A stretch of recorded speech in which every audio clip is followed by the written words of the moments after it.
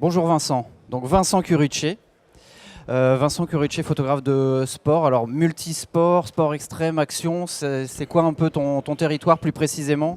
Tout ce qui va vite dans un environnement aquatique, j'aime particulièrement. Après, il y a aussi pas mal de photos sur circuit en sport automobile et quelques travaux avec Red Bull en cliff diving et puis différents supports en fait. Donc Voilà, voilà, donc là, quand ça bouge et que ça peut être beau, je suis pas loin et j'aime bien ça. voilà, c'est la raison pour laquelle on t'a invité, c'est que pour, euh, pour nous, tu es un des photographes français en termes de photos d'action qui a le talent qu'on recherchait pour faire cet atelier. Alors on va parler du motif de l'atelier tout à l'heure, mais déjà parler un petit peu de ton travail. Là, tu reviens tout juste du départ du Vendée Globe, c'est ça? Voilà, je reviens du Vendée où j'ai passé 2-3 semaines à faire des images pour l'organisation. Je travaille aussi avec des skippers comme Armel Lecléage, donc sur Banque Populaire, ou Paul Meillat sur SMA. On fait des images, donc ça c'est pas pendant la course, c'est avant la course. On fait des images, des banques images des skippers, on navigue avec eux sur le bateau ou alors on est en hélicoptère comme ici. Et toutes ces images vont servir à alimenter la presse pendant la course. Personne ne peut venir, c'est une course en solo. Donc les skippers à la manœuvre comme ça c'est Morgan Lagravière, tout ça est fait 2 semaines, 1 mois, 2 mois, voire 6 mois avant. Et ces images-là tournent pendant la course, puisque une fois qu'ils sont partis, on ne les revoit pas à part au Cap Horn, si on y va, s'ils passent 2 jours, si l'hélicoptère a le droit de décoller. Donc globalement, il y a quand même assez peu de chances qu'on les voit finalement. Donc on n'y va plus trop. Et voilà, donc c'est des images faites en hélicoptère pour la plupart. Donc à des vitesses élevées parce que ça bouge. Voilà, là tout va un peu vite. Voilà, 2 millièmes de seconde pour être sûr qu'on n'a pas de problème de vibration avec la machine, enfin l'hélicoptère. Pour être sûr aussi que l'eau est totalement immobile, totalement figée. On peut évidemment partir sur des vitesses plus lentes comme vous allez le voir. Mais dans des moments comme ça c'est François Gabard qui a gagné il y a 4 ans, pour qui je travaillais à l'époque. On a fait toute une série d'images. Ça, c'était un petit matin où la chance qu'on a avec des pros comme ça, c'est qui peuvent exactement dire qu'à telle heure, tel jour, il fera beau et le vent ira dans tel sens. Et donc, il suffit d'être là au bon endroit, au bon moment pour réaliser ce genre d'image. En soi, quand on est dans l'hélicoptère et qu'il se passe ça sous nos yeux, qu'on a un matériel hyper performant, normalement on ne peut pas le rater. Donc, mais ça marche quand même très bien. On est quand même très content de rentrer ce genre d'image, même si c'est pas si compliqué. On peut pas parler d'image posée, mais quand même, c'est une image qui est orchestrée, celle-là. Alors celle-là, non. Celle d'avant et celle d'après, oui. Ouais. Celle-là, elle n'est pas orchestrée. Simplement, il vient à l'étrave. Il vient à l'étrave pour saluer l'hélicoptère et faire une image qui, elle, est un grand classique du skipper qui vient à l'avant de son bateau. Chose qu'il n'a pas trop de raison de faire en course, en tous les cas pas pour dire bonjour. Ils viennent bricoler ici, ils ont beaucoup de choses à faire ici. Mais là, ils venaient vers moi pour faire cette image symbolique du skipper qui salue. Or ça, c'est l'image juste avant ou juste après, où là vraiment, il est absolument pas en train de poser, il se prend une énorme vague. Il n'y a aucun bruit, même au 2 millième de seconde, je ne sais plus à quelle sensibilité On était j'étais à sur 1000 ISO, 500 ISO, celle d'avant on était à 1000 ISO. 500 ISO au D4, c'est aucun problème. Aucun problème. Et même alors au D5 c'est encore pire, même au D800, 1000 ISO. Je disais hier qu'avec le D5, le JPEG était tellement propre que tu repassais même plus par le RAW. Non, disons que oui, le JPEG, on peut servir des JPEG du D5 qui sont extrêmement performants, jusqu'à, je sais pas, 6, 8000 ISO. On cherche le grain sur le JPEG, on ne le trouve pas. Or, on le voit sur le RAW. Mais la qualité de chromie du D5 est tellement exceptionnelle qu'il faut vraiment avoir envie d'aller chercher des détails très précis pour que ce soit nécessaire de travailler sur le RAW. On pourrait se permettre, comme moi je faisais avant, de ne travailler qu'en JPEG, reprendre un petit peu le cadre, les petits trucs qui ne nous vont pas, on trouve toujours un petit truc qui va pas, mais c'est jamais de la faute du boîtier. En l'occurrence du D5 c'est impossible, c'est un boîtier incroyable, et le RAW est de moins en moins nécessaire. sauf si on se trompe. Je suis tout le temps en manuel, donc il peut m'arriver d'être à côté en termes d'expo sur des changements très rapides. Là, l'euro nous permet d'avoir la latitude hyper confortable. Mais les qualités de JPEG maintenant sont incroyables. Alors là, la différence de la photo d'avant, là on est à une vitesse super lente. Au 8e de seconde en hélico, c'est possible de sortir une image? Alors, celle-là, je l'ai faite avec un stabilisateur électronique type Ronin, une espèce de gimbal comme ça, 3 axes. Tout est stabilisé électroniquement, donc mon boîtier est totalement immobile dans son orientation. Dans l'espace, je le mets où je veux. Et ça me permet de faire fi des vibrations de l'appareil et de moi, mes propres mouvements. Chose qui me permet de descendre à des vitesses vraiment très basses en hélicoptère. Je peux même faire du quart, voire pire, et enfin voire encore plus bas, avec un résultat absolument parfait sur l'eau. Simplement, le bateau va se mettre à trop bouger, tellement la vitesse sera lente, et l'image ne sera pas exploitable. Il faut garder une tension dans le mouvement du bateau. Il faut que ça reste. Le bateau est un mouvement bien linéaire pendant le temps d'exposition. Là, bien entendu, je demande au pilote d'hélicoptère d'être exactement à la même vitesse que le bateau et sur le même cap. On a une distance, on est l'un par rapport à l'autre de manière totalement figée, comme ça on avance. Et moi je me débrouille pour pas que le bateau change dans mon cadre d'emplacement.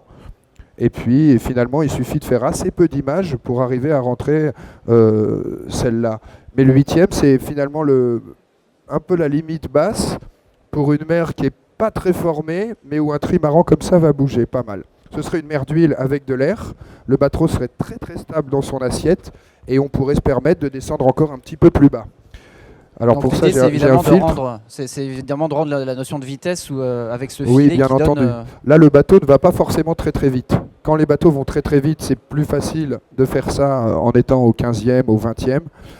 Plus on est près, plus on est bas, plus on est au grand angle, évidemment, plus on va avoir cette sensation de défilement ici. Donc l'effet fonctionne.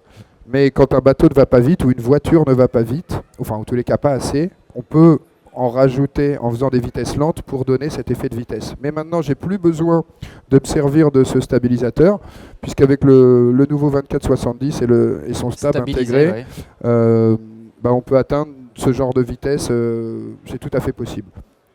Et c'est beaucoup moins encombrant, bien entendu. Une autre spécialité, donc là, c'est du cliff diving, c'est ça? Voilà, c'est ça. C'est ce que tu fais pour Red Bull. Donc c'est un championnat international de plongeurs de haut vol. Ils sautent de 27-28 mètres environ. Ça, c'est à La Rochelle chaque année. Donc là, je suis avec le 304, le petit 300. Et ces images-là, en général, il y a vraiment un peu deux écoles. Soit on fiche parfaitement le plongeur dans son mouvement et puis on a un regard technique et esthétique sur son mouvement. Soit au contraire, avec des vitesses lentes, on permet de chercher une image. On se permet d'aller chercher une image qui est très graphique. Ça, c'est la tour Saint-Nicolas, une tour qui a environ bien 700-800 ans. Et avec ses meurtrières, c'est une pierre magnifique qui permet d'avoir ce genre de choses lorsqu'on fait des vitesses lentes. Bon, pour faire cette image-là, je suis tout en bas, quasiment sur l'eau.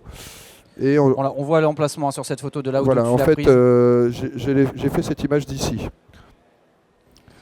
Ça, c'est une image par saut à peu près. Enfin, moi, j'arrive à rentrer seulement une image ou deux par saut où le corps a suffisamment de portions nettes pour que ce soit lisible. Encore faut-il que la position du plongeur à ce moment-là soit intéressante. Ce qui est plutôt le cas sur celle-là. Mais il pourrait parfaitement arriver que ce soit une position totalement inesthétique, ouais, où tout est net, donc l'image n'a pas de valeur. Alors ça, c'est un petit peu donc c'est tout l'inverse. C'est complètement une autre manière de faire les images. Là, je suis donc tout en haut. On n'est plus au télé, on est au fisheye. Voilà, je suis sur la plateforme. On n'est plus à vitesse lente, on est à vitesse rapide. Voilà, on peut imaginer, là, le but, c'est évidemment de figer et de montrer l'ensemble. Il y a 50-60 000 personnes à La Rochelle environ. Ça va jusque-là, ça revient au pied de la tour. C'est vraiment très impressionnant. C'est toujours comme ça. Donc pour se balader par là, chercher des angles, ça demande un petit peu d'organisation. Donc là, je suis sur le plongeoir, enfin sur la passerelle avec eux. Le plongeur est environ à la distance de Guillaume. Ils n'aiment pas trop qu'on vienne sur la plateforme juste avant leur plongeon. Ils sont quand même super concentrés. La moindre erreur peut faire vraiment très mal. Et j'ai une perche d'environ 3 mètres de long sur laquelle j'ai le D800 avec le fisheye, et ce qui me permet d'aller chercher un point de vue vertical par rapport à, enfin pas complètement vertical, mais quand même assez, et en une image d'exprimer à peu près, c'est l'image qui résume quand même le mieux toute la compétition. Il y a du monde, c'est un bel endroit, les plongeurs sautent de très très haut. Là, c'est un saut très simple, pas C'est très assez technique. vertigineux, effectivement. C'est quelque chose qu'ils font rarement en compétition parce que techniquement, un saut de l'ange avec seulement un tour, ça rapporte pas beaucoup de points. Néanmoins, en termes d'image, c'est beaucoup plus intéressant qu'un saut où il y a déjà 3 vrilles dès le début, ce qui serait graphiquement peut-être moins intéressant avec ce genre d'angle. Donc là, évidemment, on est très rapide en vitesse. Il n'y a pas de vitesse lente sur une image comme ça. On revient sur la vitesse lente, cette fois-ci sur les sports mécaniques. La Formule 1, c'est quand même là-dessus qu'on l'utilise le plus. On a l'habitude le plus souvent de voir ces effets de filet. Et là, il y avait une vraie raison de le faire. Alors la raison sur cette image, donc c'est pas que seulement de rendre l'impression de vitesse. C'est le Grand Prix de Shanghai, où là je suis à un bout du circuit que je connais pas. C'est la première fois que j'allais sur ce circuit-là. Je pensais faire des images au 500 un peu plus loin dans un virage. Or, ces tribunes sont quand même assez graphiques, assez jolies. C'est des espèces de grands champignons comme ça. Et chance, j'avais mon 24. Et c'était exactement la focale qu'il fallait. Je ne pensais pas que je l'utiliserais ce matin-là. Il m'a suffi de cadrer un peu pour voir, pour comprendre que les reflets, c'est pareil, s'il n'avait pas plu, cette image n'existerait pas sous cette forme. Elle serait d'ailleurs probablement tronquée et plus panoramique et avec plus d'air en haut. Mais simplement, les reflets, je trouvais ça intéressant. Et pourquoi je suis en vitesse lente ? Parce que les tribunes sont vides. Les tribunes sont absolument vides. Et la vitesse lente permet d'obtenir quelque chose de graphique qui va lisser tout ça, mélanger un peu toutes les couleurs. Les couleurs sont uniquement les couleurs des sièges, finalement. Et en Grand Prix, pendant la course, ces tribunes seraient évidemment remplies et ça n'aurait plus trop d'intérêt de faire un filet. Sauf avec 3 ou 4 voitures, on fait 1 ou 2 images comme ça, puis après on passe à autre chose.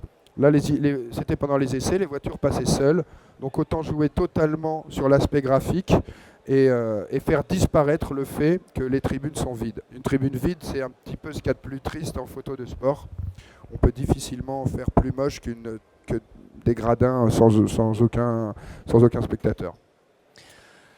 Alors là, cette fois-ci, tout à l'heure, là, sur la Formule 1, c'était toi qui ne bougeait pas et qui accompagnait le mouvement de la voiture. Voilà, donc là c'est un peu une autre méthode, mais toujours pour rechercher cet effet de filet de manière différente. Voilà, moi je ne bougeais pas, la voiture passait devant moi. Là, on se retrouve dans la même configuration que celle de l'hélicoptère. On en avait 1 ou 2 en hélico comme ça. Ouais. Non, enfin que le trimaran en hélicoptère en tous les cas. Je demande. Alors, je suis dans le coffre d'une Clio, hein, c'est aussi simple que ça, avec les genoux qui dépassent comme ça et 1 ou 2 boîtiers qui traînent. Et on va pas très très très vite, mais on a quand même peu de temps. On a eu le droit de faire que 2 tours de circuit. On a eu le circuit que pour nous que pendant 2 tours, donc environ 4-5 minutes. Donc là, je me permets d'utiliser à plein la rafale du D4 tout en bossant en RAW, sachant que j'aurai très peu de temps pour le faire. Surtout, aucune marge de vérifier sur le moment dans le coffre si sur 25 images j'en ai une de bonne. Donc je joue quand même la statistique à fond. Je sais très bien que c'est ça que je veux et que je peux y arriver à ce genre de vitesse. Donc on est à la même vitesse que l'auto, au même endroit, tout est très stable, on est calé avec le pilote, on se fait des signes. Je ne crois pas qu'on avait de talkie-walkie à ce moment-là, mais lui il comprend un petit peu, il suffit que je lui dise là, à droite, plus loin, plus près. Tout comme le pilote d'hélico était un pro, là dans la voiture c'est un pro aussi, donc s'il doit se mettre à 10 cm de mes pieds, il peut le faire et je n'ai pas peur parce que je sais que je bosse avec des gens compétents. Donc là le but du jeu évidemment c'est de ne pas bouger pour redonner encore une fois cet effet de vitesse. Là je suis quand même assez bas, il est même possible que sur cette image là je ne sois pas en train de viser vraiment et que je descende le boîtier comme ça. Et puis après, j'envoie vraiment une rafale de 5, 6, 10, 15 images. Et donc là, tu n'as corrigé que le ciel sur cette image-là. Oui, voilà, oui, c'est ça. J'ai fait monter un petit peu le ciel parce que c'était un jour... Tu m'expliquais, parce que moi, c'était ce que je pensais au départ, l'ombre reprochée de la voiture, ça c'est... l'ombre est totalement réelle. On voit que le soleil est là, donc il est à peu près à la verticale, voire même un tout petit peu contre. Et donc ça, c'est l'ombre de la voiture. Il y a aucune... Enfin, il y a de la retouche dans cette image, dans le sens... chromie, contraste, pour faire revenir du détail. Le ciel ressemblait plutôt à ça qu'à ça. Mais tout ça existait dans l'image. Mais il n'y a aucune retouche évidemment de composite, d'enlever quelque chose pour le remettre ailleurs. C'est une chose que je ne fais pas, enfin en tous les cas pas dans des images comme ça. Encore une image de filet. Alors là, on se dit quand même sur un 200 mètres ou un 100 mètres, je ne sais pas ce que c'était au JO cet été, ça. On a le temps quand même de prendre le risque de faire un filet sur une course qui dure quelques secondes et sur laquelle il n'y a pas forcément de deuxième passage. Il n'y a pas de deuxième passage, il n'y a qu'un seul départ, ça c'est le départ. Donc ce sont probablement une des demi-finales. On peut se permettre de tenter ça en finale, mais lorsqu'on n'est pas seul à travailler. C'est-à-dire qu'on est en équipe avec quelqu'un qui est à l'arrivée, un autre qui est au milieu, un autre qui est au-dessus. Pour se permettre de faire un filet de 3/4 arrière sur un départ, même si ça peut être assez joli, quand on est tout seul, on essaye de faire des images peut-être plus classiques, plus faciles à faire, mais qui pourront alimenter la presse. Et donc là, ce qui est intéressant, c'est de voir qu'en fait, le haut du corps ne bouge pas beaucoup et c'est juste le bas qui apporte la sensation dynamique. Finalement, le haut du corps ne bougeant pas beaucoup, les coureuses restent assez figées, on reconnaît bien leur visage. Par contre, tout le reste part dans le flou de mouvement. Oui, voilà, au 30e, il y a quand même pas mal de... Comment on fait pour choisir la bonne vitesse? Tu as tes repères pour chaque sport, tu dis, là je sais que les voitures c'est 40e, là le sport je sais que c'est du 30e. Ou tu essayes? Je fais finalement de l'athlé, je fais beaucoup moins d'athlé qu'avant. Donc j'avais plus trop ces repères. Ça m'a paru être une vitesse, si ça se trouve j'ai essayé au 20e et au 40e sur les courses précédentes et le 30e m'a paru correct pour avoir cet effet et mettre toutes les chances de mon côté d'avoir, là en l'occurrence j'ai 3 visages qui sont quasiment parfaits, presque un peu plus avec la hollandaise. Le 20e de seconde me donnerait moins de chance, donnerait un effet évidemment plus marqué, mais me donnerait beaucoup moins de chances d'obtenir des résultats sur encore les visages lisibles. Le fond qui bouge me suffit largement comme filet. C'est pas la peine d'aller plus loin de descendre plus bas en vitesse pour comprendre à peu près l'effet qu'on veut donner et où est-ce qu'on veut en venir. Donc le 30e, je marche pas mal je fais pas mal de photos un peu statistiques en calculant quels sont les réglages qui vont me donner le plus de chances d'obtenir ce que je veux. Car moi je ne peux pas dire en hélicoptère, je fais une photo au 20e et j'en fais qu'une et je sais que ce sera la bonne. Peut-être certains savent le faire, moi non, et puis j'ai pas le temps et je ne peux pas me permettre de réagir comme ça. Je mets toutes les chances de mon côté et si je dois jeter 9 photos sur 10 en filet, je les jette, c'est absolument pas un problème, la 10e sera nickel. Et là c'est un peu pareil pour l'athlé. Donc là c'est complètement différent. Là on est en sport indoor, on est à haute vitesse pour figer une action qui est en mouvement très, très rapide et ce qui est intéressant c'est justement de figer ces moments uniques et avec des expressions qui sont des fois surprenantes. Alors ça quand même c'est pas tous les combats qu'on a ce genre d'action en judo. Ouais. Là j'ai eu pas mal de chance parce que finalement je n'ai fait que 2 ou 3 combats ce jour-là. Et puis tu étais du bon côté. J'étais du bon côté. Le contre-champ est peut-être pas mal non plus parce que là on voit qu'une tête, mais la deuxième peut-être que c'est pire. Et puis la perdante c'est celle qu'on voit là, je pense. Non c'est la japonaise qui gagne. Ouais, c'est elle qui est en train de perdre. Et c'est d'ailleurs la dernière action du combat. Donc là, évidemment, c'est tout l'inverse. J'ai fait aussi quelques vitesses lentes sur le judo, mais c'est un peu compliqué d'arriver à quelque chose de beau. Donc là, le 300 me permet d'isoler un fond, de repousser loin et flou un fond qui est quand même pas terrible. Au JO sur le judo cette année à Rio, la lumière était plutôt fade, les fonds n'étaient pas très propres et assez près, donc c'est dur de les faire disparaître pour se concentrer uniquement sur l'action. Donc ça c'est le 302.8. Voilà, 302.8, quasiment à pleine ouverture. 3200 ISO au D4, autant dire que c'est comme si on était à 200 ISO il y a encore 5 ou 6 ans. Donc c'est pas que c'est pas dur, j'ai quand même pas mal de chance, là l'image est absolument pas croppée, hein. Peut-être qu'il me manque 3 cm par-ci et 2 cm en bas.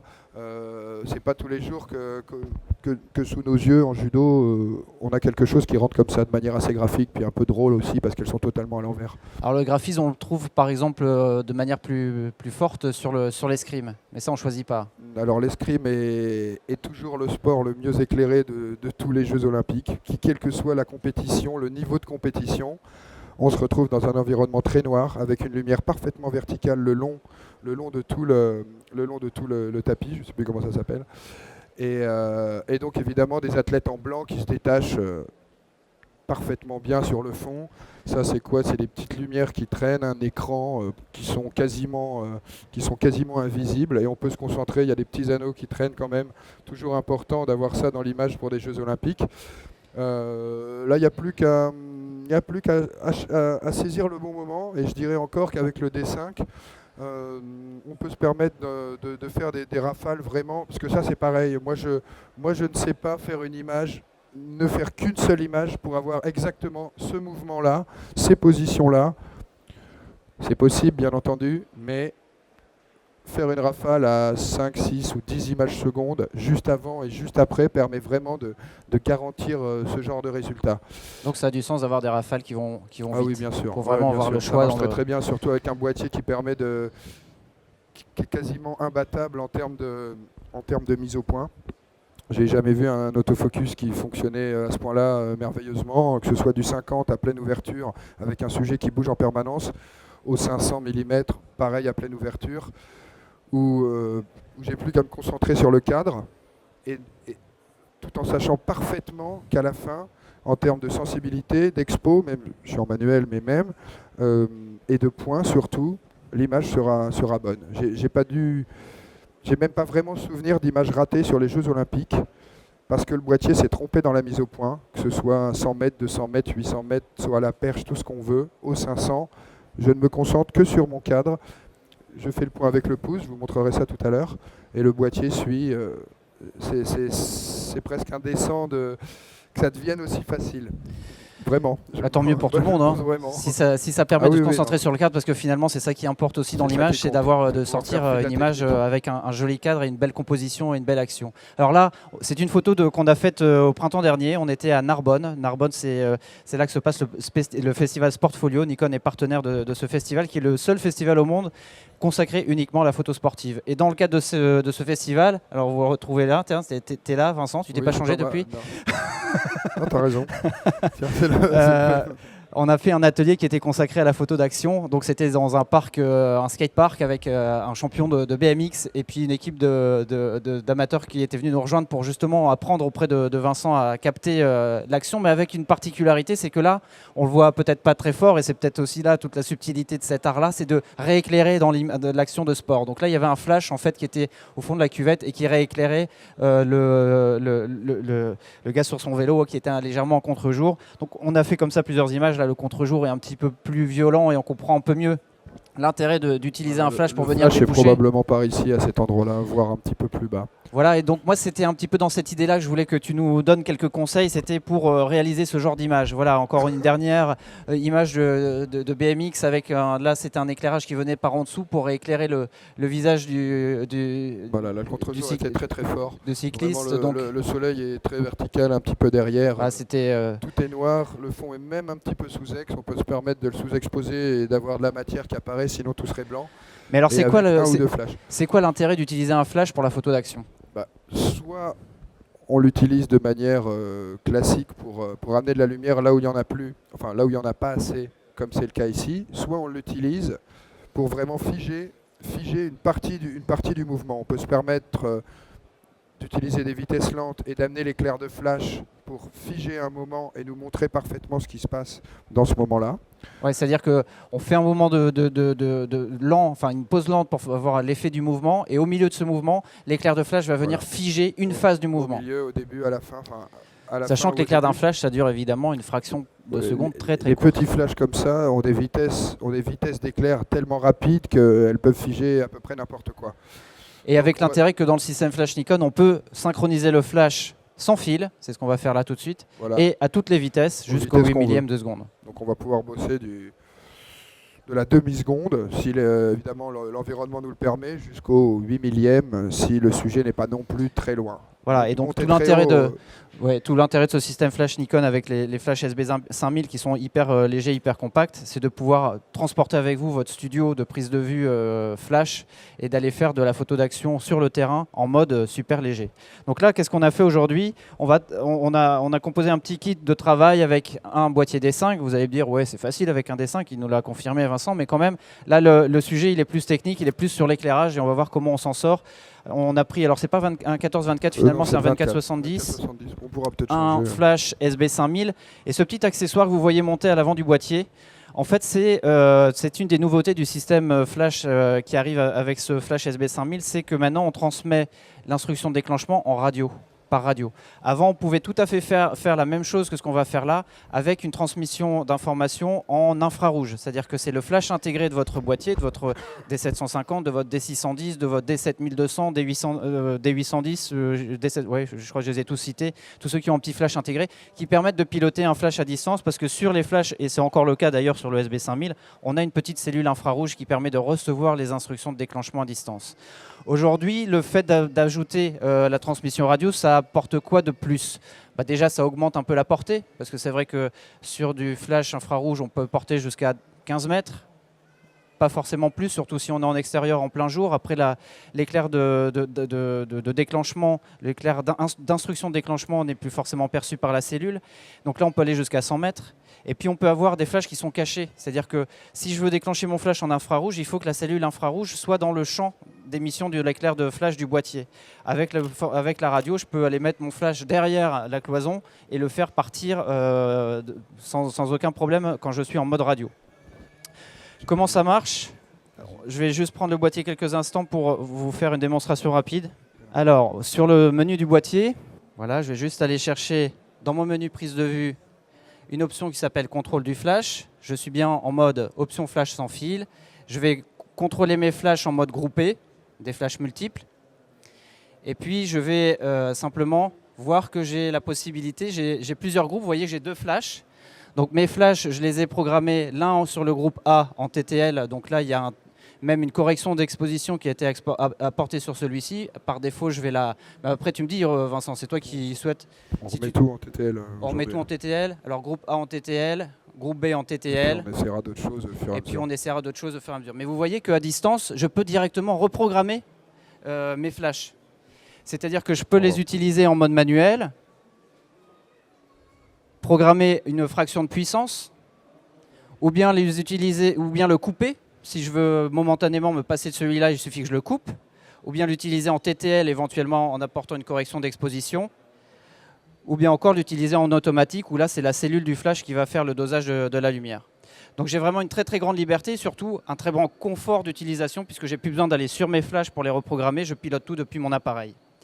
Comment je fais pour les synchroniser ? Alors là je vais juste rentrer dans le menu de mon flash, je ne vais pas pouvoir tout vous montrer.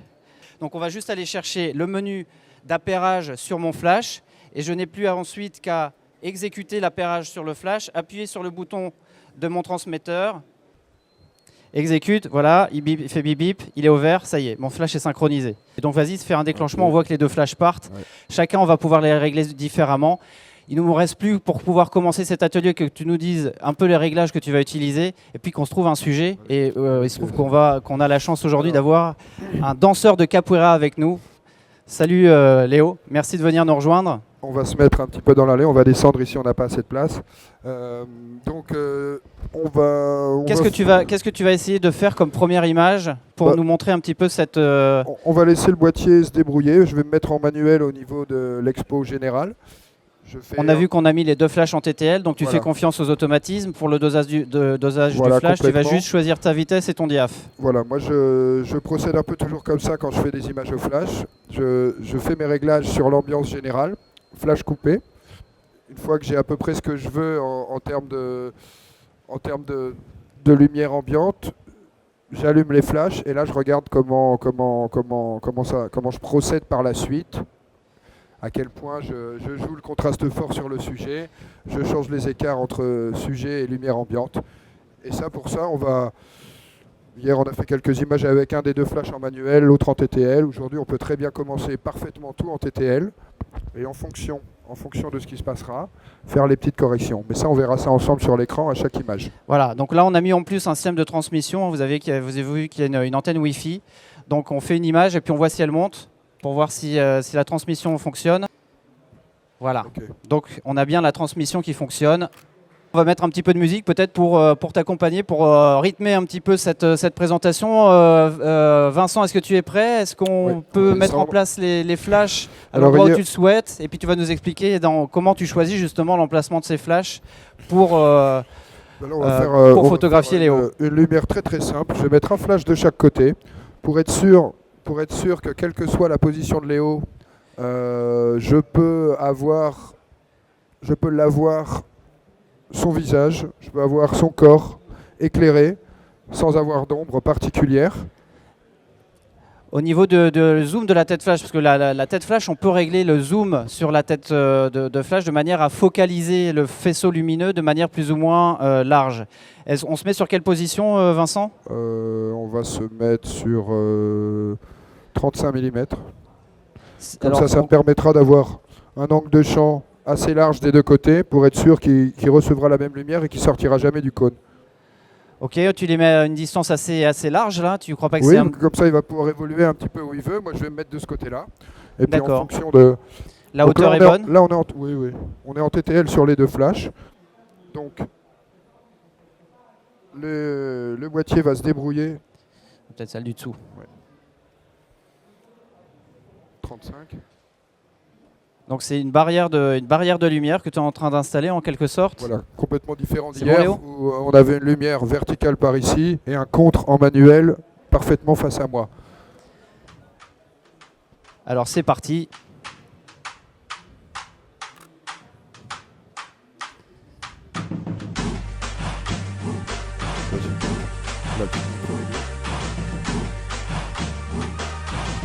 Allez, on l'encourage. Allez, on l'applaudit. Allez Léo.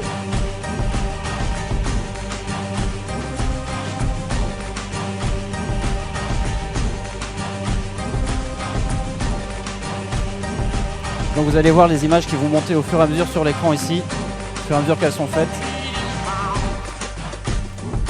Waouh. Ok, c'est bon pour le moment, on va regarder ce que ça donne déjà. Super, bravo Léo.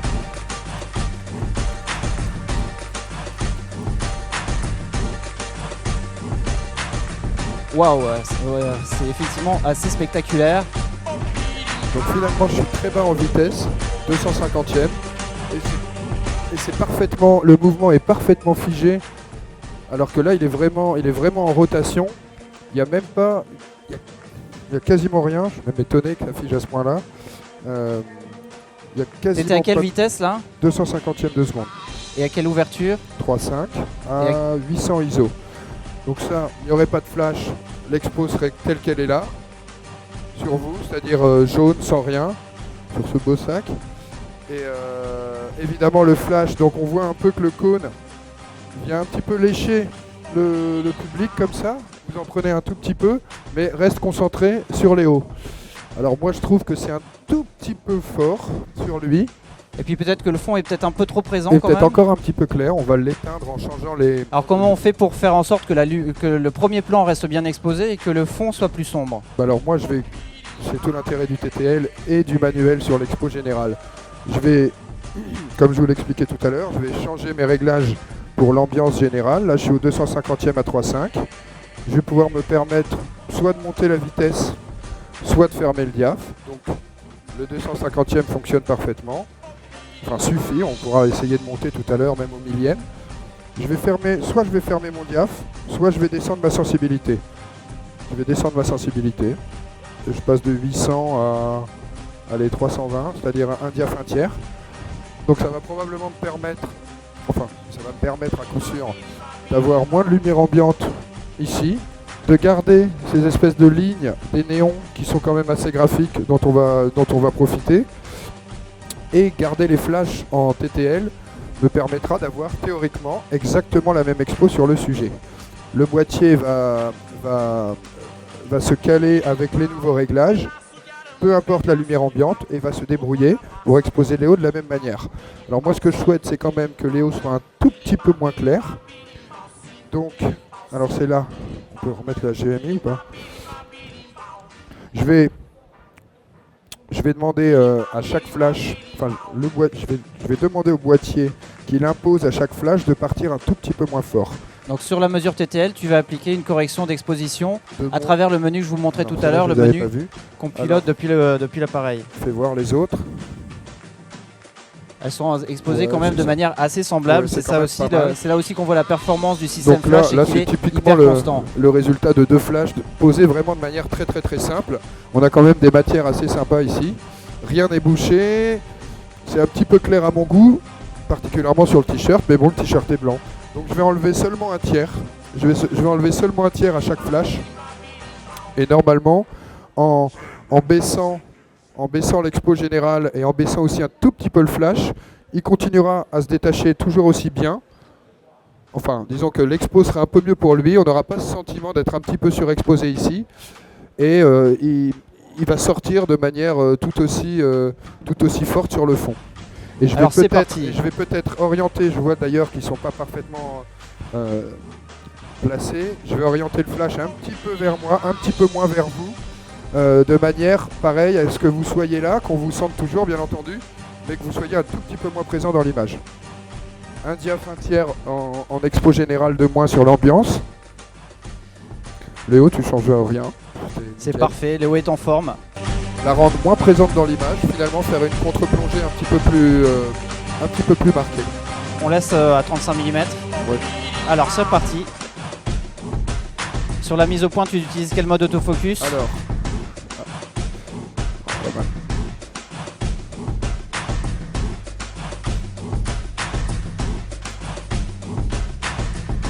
C'est impressionnant, c'est explosif.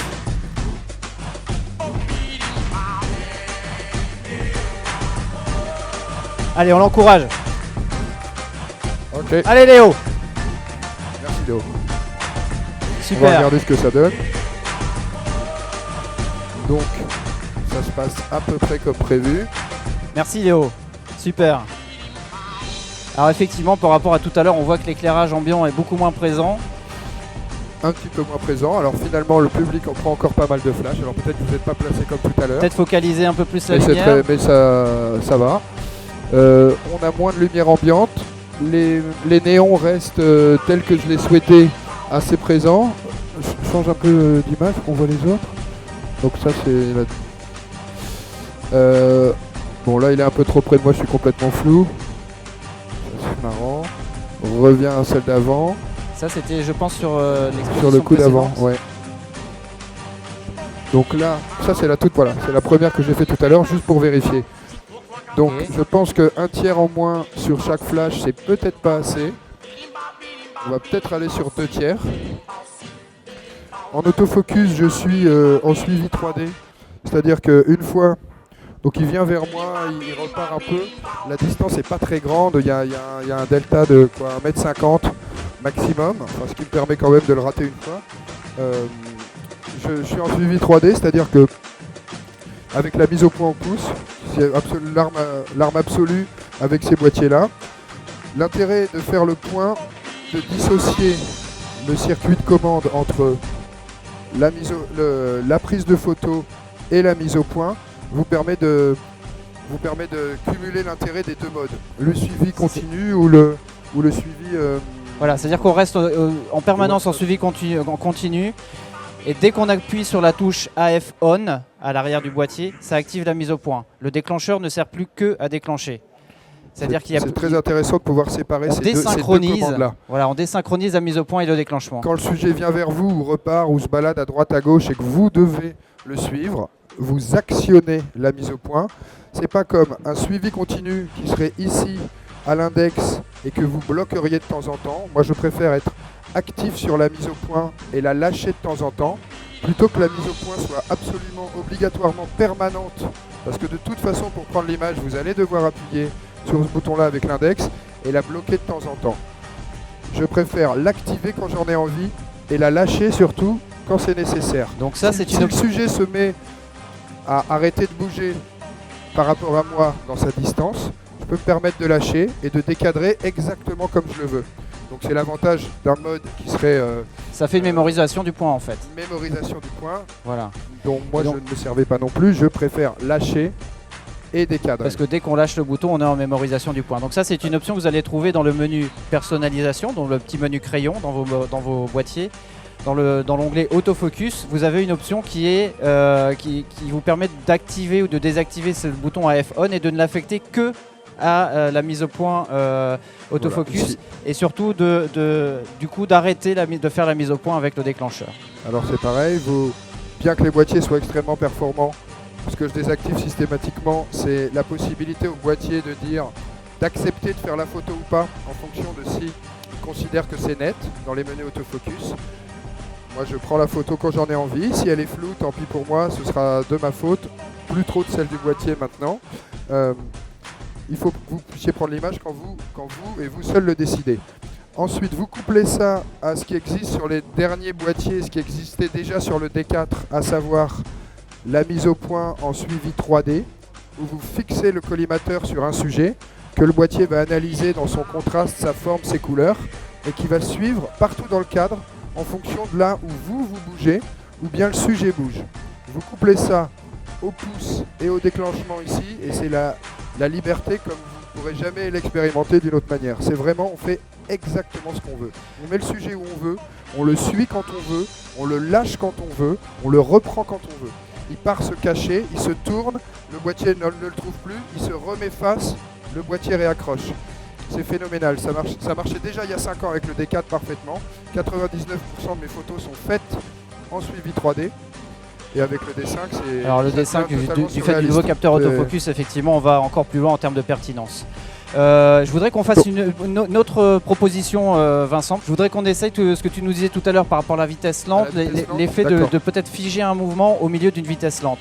Alors, on va donc... je vais changer essentiellement, pour commencer, toujours dans le même ordre. Je change mes réglages de lumière ambiante, quitte à éteindre les flashs pour le moment. Ce que je vais faire d'ailleurs, depuis le boîtier, je les éteins même pas, je dis juste au boîtier de ne plus les faire partir. Et là je peux me concentrer sur ma lumière ambiante. Donc du 250e qui va figer 3.5, je vais passer à une vitesse très très lente. C'est quoi une vitesse très très lente sur un mouvement aussi rapide, parce qu'on a Super Léo là qui nous fait des actions. Donc je vais commencer par descendre ma sensibilité, ça va me permettre de travailler à 100 ISO ou à 50 ISO. Donc déjà qu'à 320 avec ce genre de boîtier, le grain n'est jamais un problème. Là, tant qu'à faire, on descend encore. Donc je descends à 50. Puis je vais fermer un petit peu mon diaph. Et je vais me mettre, allez, je vais tenter comme ça pour commencer le 10e de seconde. 10e de seconde, si je prends l'image là, le boîtier me dit que je suis sous ex. Je la fais quand même. Juste pour voir ce que ça donne en termes d'ambiance. Donc je vais aller un petit peu plus, je vais ouvrir un petit peu mon diaph. Donc on se retrouve à 5 de diaph, pas une grande différence avec ce que j'avais tout à l'heure, 3,5.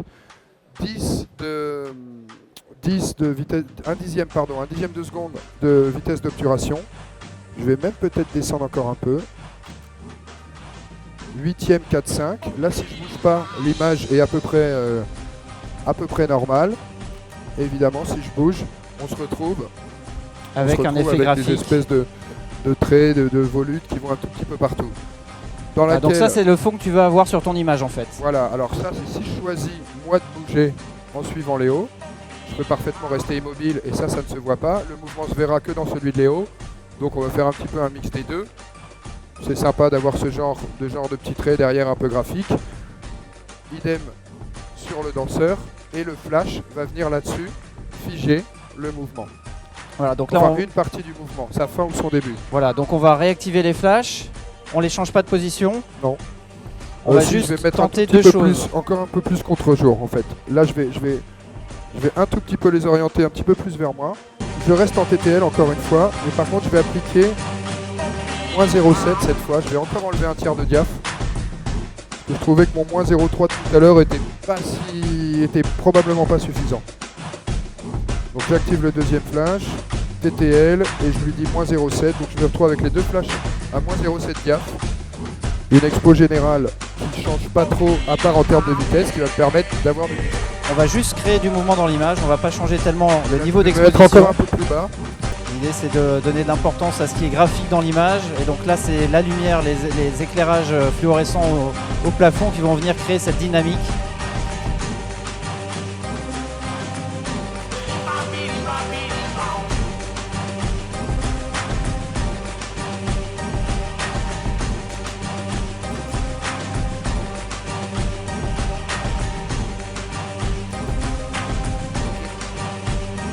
Ok, merci Léo.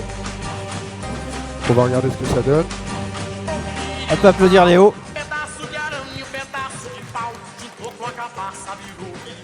Alors là, on est vraiment dans un mouvement qui reste très fou parce que les flèches sont peut-être aussi un petit peu loin du modèle. Ouais, là je pense qu'à 2-3 moments, il y a un mais on voit bien l'effet qu'on cherchait, c'est-à-dire d'avoir le sujet qui est figé par la lumière du flash. Et qui malgré tout peut même devenir un tout petit peu... Alors là j'ai rentré les flashs dans l'image en fonction de son déplacement. J'aurais pu me permettre de me mettre en manuel pour que l'éclair de flash venant dans mon cadre ne puisse pas être influencé par la lecture TTL du boîtier. Cela dit, ça pose pas de problème sur celle-là. Il est plutôt bien exposé. On voit qu'il est quand même plus sombre que tout à l'heure. Il en devient transparent parce que le noir va évidemment ne pas impressionner le capteur. Et son mouvement au 8e de seconde permet de voir totalement à travers lui. Et malgré tout d'avoir une découpe grâce à la position des flashs et tout simplement à leur vitesse de déclenchement, à leur vitesse qui est quand même extrêmement rapide. Il n'y a plus grand chose qui bouge et on a une espèce de volute sur ses déplacements à lui. Voyons les autres. Donc là, le flash n'est pas parti. Là, c'est le choix du moment qui est absolument pas judicieux. Voilà, ça c'est son saut pair. Donc là, voilà, c'est ça. Ce flash-là n'est pas parti, c'est dommage. Et là, finalement, 2 tiers de diaph, ça devient un peu trop. Ça devient un peu trop. Peut-être que le 1 tiers de tout à l'heure aurait suffi sur ce genre de prise de vue. Là c'est pareil, un seul flash part. Et là c'est moi qui ai déclenché un moment pas judicieux non plus. Les premières étaient là qu'on valide. Ouais, celle-là était plutôt sympa. On essaie d'en faire une dernière. Ouais, on va sur un saut peut-être en rapprochant un peu les flashs. Ouais, voilà, on va se mettre en noir et blanc. Je vais remonter un tout petit peu. Moi ce que j'aime bien. Le noir et blanc c'est pour accentuer encore cet aspect graphique. Voilà, c'est pour pas avoir trop de mélange de sources qui sont quand même un peu différentes. On a des sources donc très lumière du jour avec les flashs qui sont bien équilibrés. Un petit peu de bleu ici, un petit peu de orange là. Bon, moi je... Tu peux nous montrer comment tu passes en noir et blanc? Donc on va aller chercher dans le menu prise de vue le Picture Control.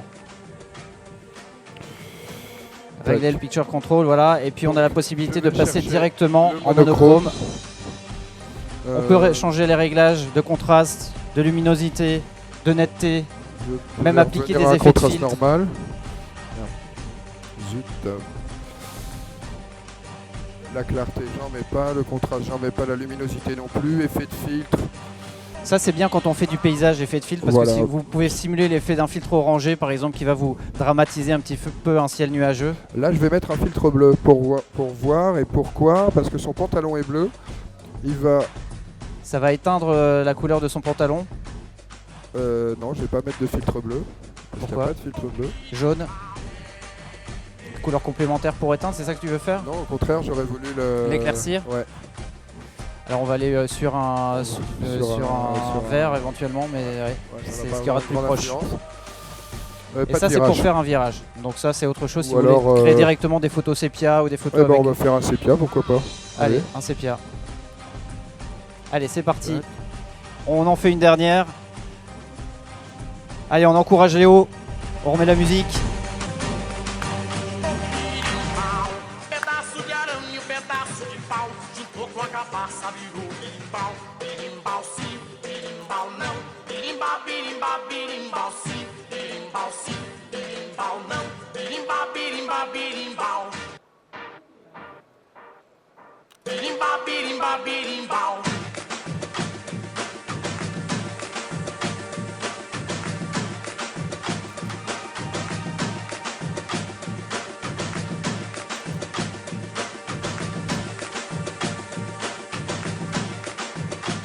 Ok.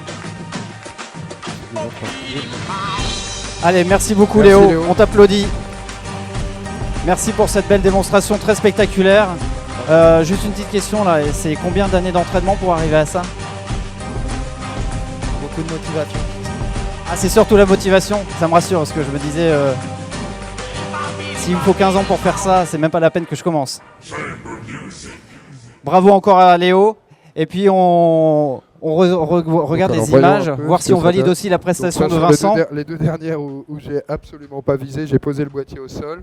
J'ai mis un petit peu beaucoup trop de moquettes dedans même. Ouais. Donc là, j'ai rechangé un petit peu le contraste du flash. Je suis repassé en moins un tiers seulement en TTL.